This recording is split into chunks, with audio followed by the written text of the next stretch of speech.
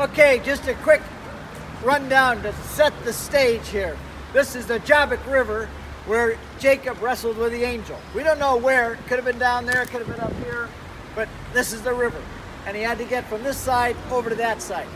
It all started out when he was still in his mother's womb, and it says that when he was coming out, he was the second born, but he grabbed a hold of his brother's heel, Esau, tried to pull him back in and get out first. And when Esau came out, Jacob had a hold of his heel, his leg. So he was named Jacob, which means supplanter, the one always trying to get the advantage, the crook, take advantage, grab the other person, get ahead of him, this kind of a guy. So his whole life's like that. Remember when Esau was older, he lied to his father. He put hair on his arms because Esau was a hairy man, and Jacob was a mama's boy, stayed home in the tents, and he had smooth skin. When his father got old and blind, he put goat fur on, and he put the smell of goats, and he came in and says, "Feel my arms, I'm Esau, smell me, I'm Esau." And so the father says, okay, and he gave Jacob the blessing. He cheated, and then he got his brother to give him his birthright, but he said, "I'm so hungry." Esau said, "I'm so hungry," and Jacob said, "I have, because I'm a mama's boy, I'm home cooking." He's out, Esau is out hunting. He said, "I'll give you some of my lentil porridge." And he says, "Okay, good." He says, "But first sell me your birthright. Give me your birthright and I'll give it to you." Jacob, Esau was so hungry, he says, "You can have it." And he ate the porridge. So Jacob was always cheating and stealing to get ahead. Then, in order to find a wife, he had to leave all the way down south in Israel, came up all the way through Israel, across this river, and up into what's today modern-day Turkey. And in Turkey, he said he found this beautiful woman named Rachel. And he says to Laban, who was also just as crooked and good at being wily as Jacob. They were like the best at, it's fun to read the story how they're outdoing each other all the time. They're both big crooks. And so he says, "I want that beautiful girl, Rachel." So Laban said, "Okay, you can marry her, but you have to work for me for 7 years first." So Jacob worked for 7 years with the flocks, all the sheep and the goats. At 7 years, he finally gets Rachel. There's the wedding. They go to bed together. He gets up in the morning and, "It's not Rachel, it's the ugly one, Leah." It says she had the plain eyes. Rachel was shapely in form, it says, but Leah she was plain eyes. So he wakes up. How could you go to sleep with somebody, wake up and find out it's the wrong woman? I don't get that. He was drunk. Too much to drink or something. Then he goes to Laban and says, "This is not Rachel. You put me into bed with Leah." And Laban says, "Well, the oldest one has to be married first. So now if you want Rachel, you have to work another 7 years." See, he's out Jacobing Jacob.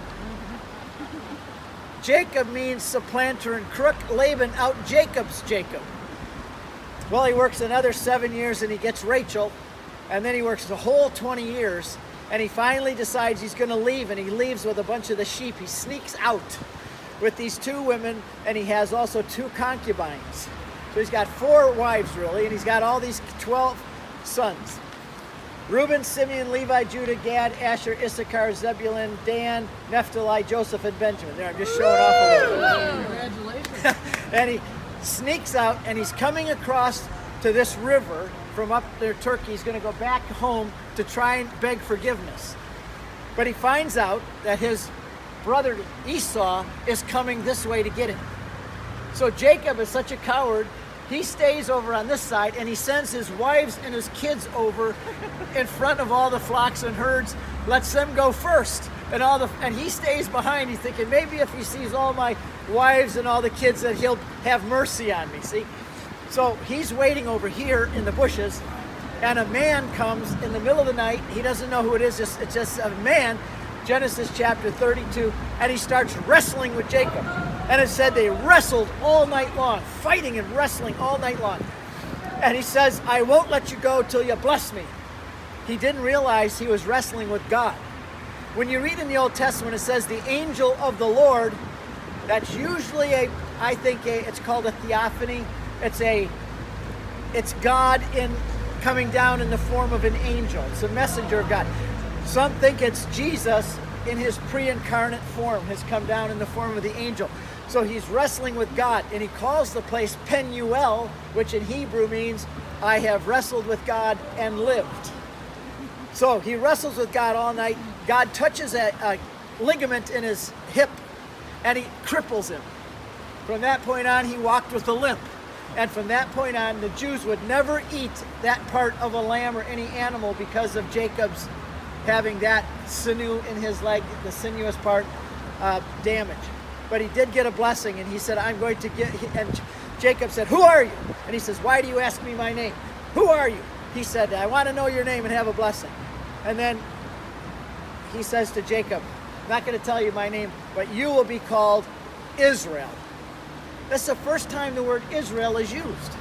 And realize the first time the name Israel is used is not in Israel, it's in Jordan. And it means one who wrestles with God. That's what the word means. Wrestling with God is what the word Israel means. The people of Israel always are wrestling with God. But I think it's a good thing to wrestle with God. And there's a great movie, Ush Pizan, about a Jewish guy who wrestles with God. I just love that movie, by the way. But anyway, so he wrestles with God, he gets the blessing, and then he goes across the river, and his brother Esau has mercy on him, and he goes back down there, and eventually they have, he's always got problems. But what I like about Jacob is that how does God refer to himself when at the mountain of Sinai in the burning bush? I am the God of Abraham, Isaac, and Jacob. Now, I can understand Abraham. God could say, I'm the God of Abraham because he was the father of faith. He was noble. He obeyed God. I am the father of Isaac. Yeah, you don't know much about Isaac. He was kind of a mama's boy too. And he didn't cause any trouble. But why would God say I'm the God of Jacob? This guy's a crook. He's always, you only saw a little bit of the tip of the iceberg. Why would he say I'm the God of Jacob? Because he loved Abraham so much. Even when God talked to Isaac, he said, I'm going to make a covenant with you because of the obedience of your father Abraham. And he loves Jacob, even though he's a crook, because he's working in them. And he's Saint Jacob, by the way. Saint Abraham, Saint Isaac, and now he's Saint Jacob. I like Jacob because even though he was such a rabble-rouser and a rogue, God still says my name is the God of Abraham, Isaac, and Jacob. If he can be the God of Jacob, he can be the God of Steve Ray too. Right? He can be the God of you too. I think that is so cool that God can name himself after a crook because he's working in him to redeem him and make him holy to the point where he's a saint now. So that's what took place here. And Father Dan, chapter 1, when Jesus meets Nathanael, he said, here is a man in whom there is no God, an Israelite in whom there is no God. The word Israelite is only used twice in the whole New Testament. Once where it's talking in Romans about the Israelites and their whole covenant. The only other time the word Israelite is used is Jesus when he meets Nathanael.